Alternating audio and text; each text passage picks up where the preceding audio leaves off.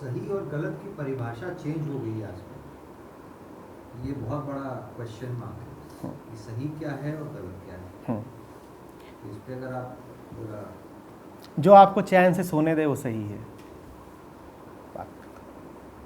जो आपको अशांत कर दे वो सही नहीं हो सकता, जो करके आपको डरावने सपने आने लगें वो जीवन सही तो नहीं हो सकता, भले ही उसको सब सही कहते हो। जिस ज़िंदगी में आप पाएं कि आपकी धड़कनें बार बार तेज़ हो जाती हैं, पसीने छूटते हैं, दौरे से पड़ने लग जाते हैं, ज़बान लड़खड़ाती है, बीमारियां आ रही हैं, बाल झड़ रहे हैं, उम्र दूनी तेज़ी से बढ़ रही है, वो ज़िंदगी सही कैसे हो सकती है? सही का एक ही पैमाना है, शांति। क्योंकि शांति हम सब चाहते हैं। यहाँ कोई नहीं बैठा होगा जो चाहता हो कि वो परेशान रहे। कोई है जो चाहता है परेशानियाँ? तो बस सही की यही परिभाषा है, जो आपको परेशानियों से मुक्त रखे वो सही, और जो कुछ भी आपके जीवन में परेशानियां लेके आ जाए वो गलत।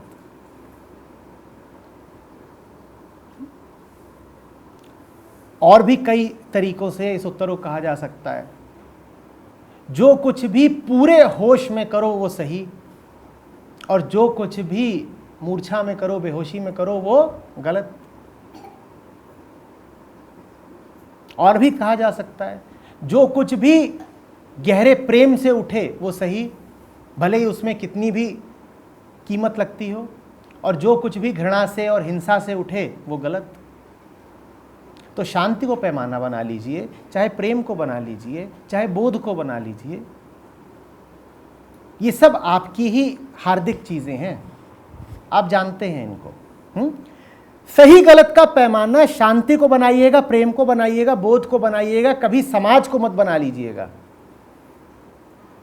जो कुछ भी आंतरिक हो, हार्दिक हो, उसको बना लीजिएगा पैमाना, चाहे जो नाम देना हो। बस एक पैमाना मत रखिएगा। ये मत कहने लग जाइएगा कि कुछ सही है क्योंकि सब कहते हैं कि सही है, और कुछ गलत है क्योंकि दुनिया कहती है कि गलत है। वो मत बना लीजिएगा, वहीं फंसते हैं हम।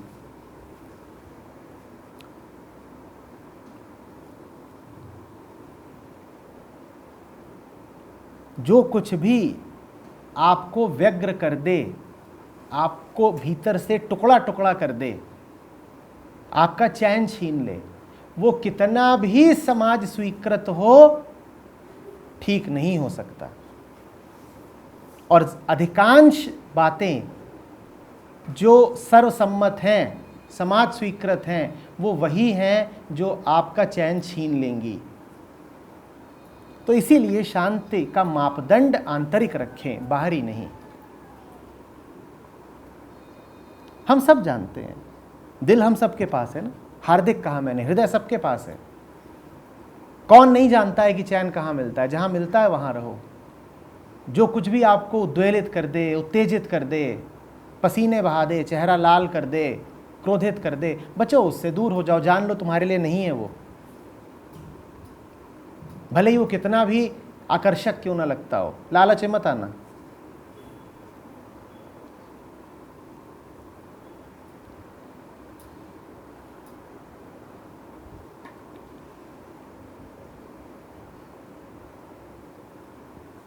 एक और मैं आपको पॉइंट जो सही और भाई साहब ने बोला सही गलत का, एक आपकी बातों में ऐड करते हुए मेरे को जैसे लगता है कि मान लीजिए मैं कुछ गलत करूंगा तो मेरे को अंदर से एक आवाज़ आएगी कि नहीं यार ये तो गलत कर रहा है, तो इसका मतलब मैं गलत है। अंदर से आप गलत भी करोगे, अंदर से आपको पता लगेगा ये गलत है।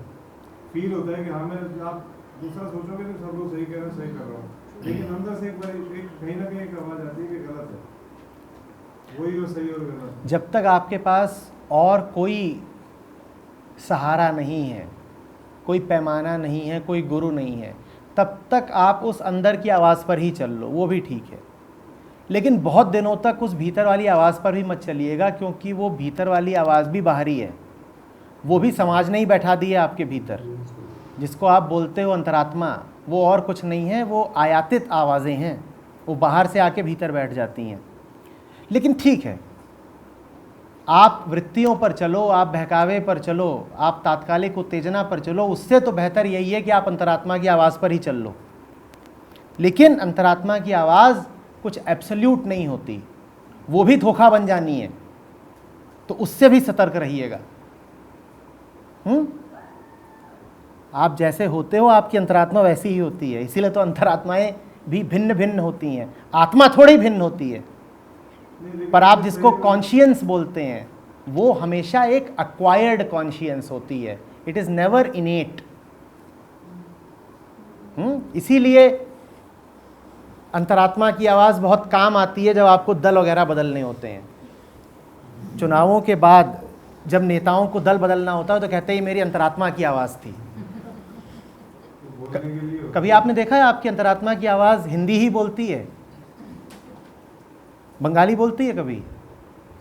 इसलिए क्योंकि आप और वो एक हो, वो आपकी ही आवाज है जो आपने सीखी हुई है। अंतरात्मा भी एक सीखी हुई चीज है, उसमें भी कोई असलियत नहीं है, लेकिन फिर भी उसका उपयोग है।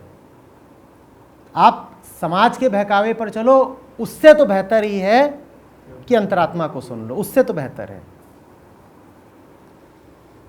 जब अंतरात्मा भी चुप हो जाती है तब जो मौन बचता है वो सबसे बड़ा गुरु होता है। आमतौर पर हमारे बाहर समाज चिल्लाता रहता है, जब समाज नहीं चिल्ला रहा होता तो भीतर से अंतरात्मा चिल्ला रही होती है। जब ये दोनों चुप हो जाते हैं तब जो मौन बचता है उसमें आदमी बिल्कुल सही जीता है।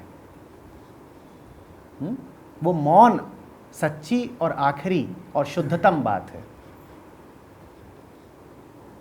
बट आजकल के टाइम में शांति तो है नहीं, which is a fact। जिनके लिए है उनके लिए है, जिनके लिए नहीं, मैं जनरल बात ना, कर रहा हूं। जनरल कभी भी नहीं थी। क्यों?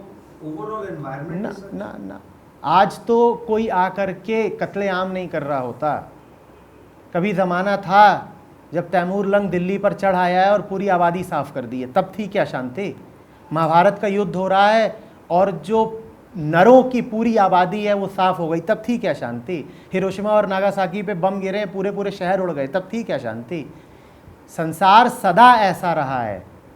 ठीक तब जब औरंगजेब कत्लेआम कर रहा था, उन्हीं दिनों में उसी साल बुल्ले शाह प्रेम के और शांति के गीत गा रहे थे।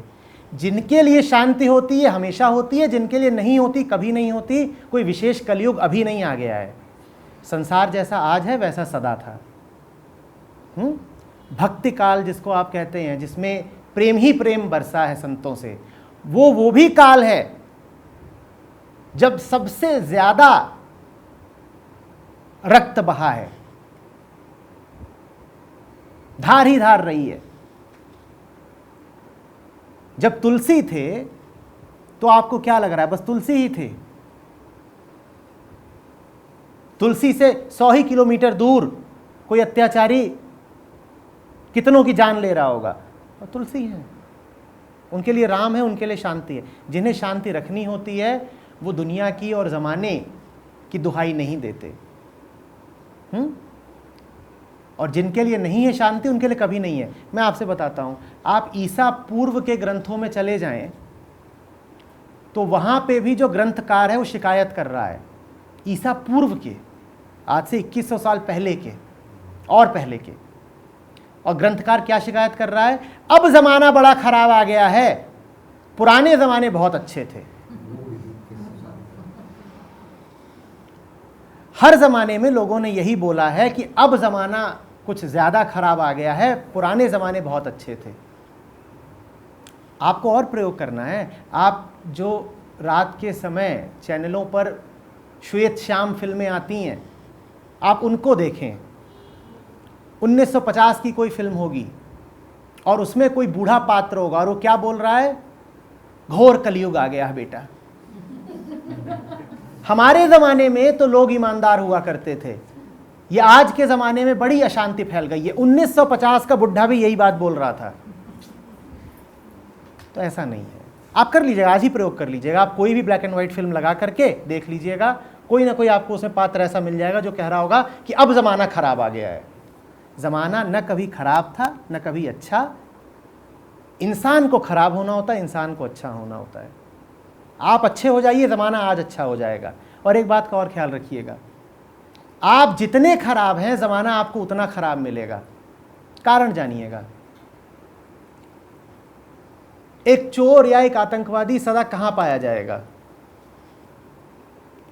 चोरों के पास भी। तो उसके लिए ज़माना हमेशा कैसा है? आप जैसे हो वैसा आपका समाज होगा, आप जैसे हो वैसा आपका समाज होगा। तो बस आप जैसे हो वैसे ही आप संगति अपनी ओर जुटा लोगे। आप बदल जाओ, आप देखिएगा आपका समाज, आपकी संगति तुरंत बदल जाती है। आप बदल जाओ तो आपके दोस्त नहीं बदल जाएंगे। क्या आप उन्हीं पुराने लोगों की संगति में रहोगे? आप बदल जाओ, आपकी दीवारों का रंग भी बदल जाएगा। आप बदल जाओ, आपके देवी देवता बदल जाएंगे। आप बदल जाओ, आपका खाना बदल जाएगा। आप बदल जाओ, वो जगहें बदल जाएंगी जहां आप छुट्टी मनाने जाते हो। आप बदल जाओ, वो कार्यक्रम बदल जाएंगे जो आप टीवी या इंटरनेट पर देखते हो। सब कुछ ही तो बदल गया, पूरी दुनिया ही बदल गई, पूर्ण रूपांतरण हो गया। आप बताइए ज़माना अच्छा है या बुरा? आप अच्छे हैं तो ज़माना अच्छा है। उसी इंटरनेट पर दुनिया का सब कीचड़ मौजूद है। दुर्गंध से गहरी दुर्गंध उठे, और उसी इंटरनेट पर उच्चतम साहित्य भी मौजूद है। वहां पर आप जाकर के बम बनाना भी सीख सकते हो, और इंटरनेट पर जाकर आप उपनिषद भी पढ़ सकते हो। अब बताइए इंटरनेट अच्छा है या खराब है?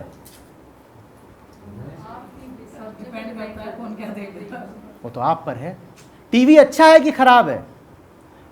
50 चैनल ऐसे हैं जो कचरा घरों में ला रहे हैं, एक दो ऐसे भी हैं,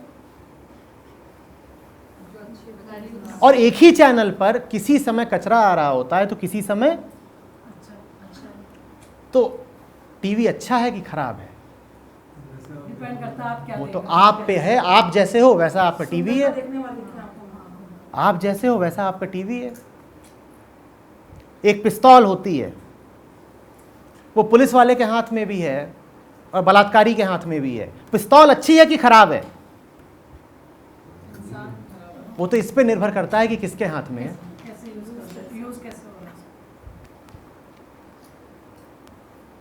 नई दुनिया आपका स्वागत करने के लिए तैयार खड़ी है, और आपके पास वो सब कुछ है जो आपके लिए एक बहुत साफ, सुंदर, प्यारी दुनिया बना सकता है। आप भी उसके लिए तैयार हैं, दुनिया भी उसके लिए तैयार है। बस थोड़ा सा कदम बढ़ाइए। आप खुद चाहते हैं कि सब कुछ बेहतर हो जाए, ज़रा सा आगे बढ़िए, सब बेहतर हो जाएगा। यूं ही नहीं कहा गया है कि परमात्मा आपके भीतर है।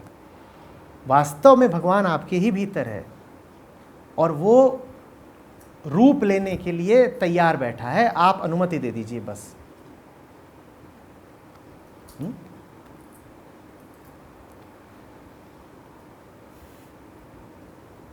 आप जब अपने आप को देखें तो बस वही ना देखा करिए जो आंखों से दिख रहा है, वो भी देखिए जो दिखता नहीं पर है। अपने आप को भी आईने में प्रणाम करा करिए।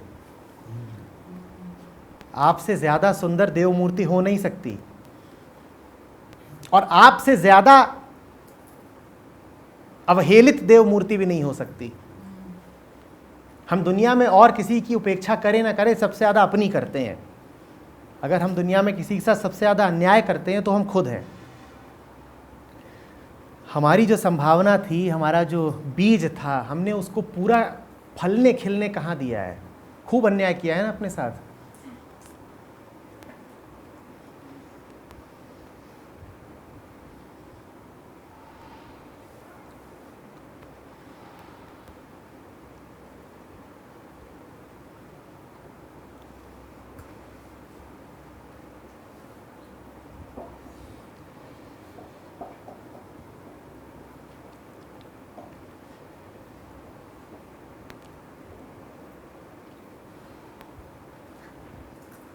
जो कुछ भी आप करें, अगर आप उसमें ईमानदार हैं तो वही ध्यान है।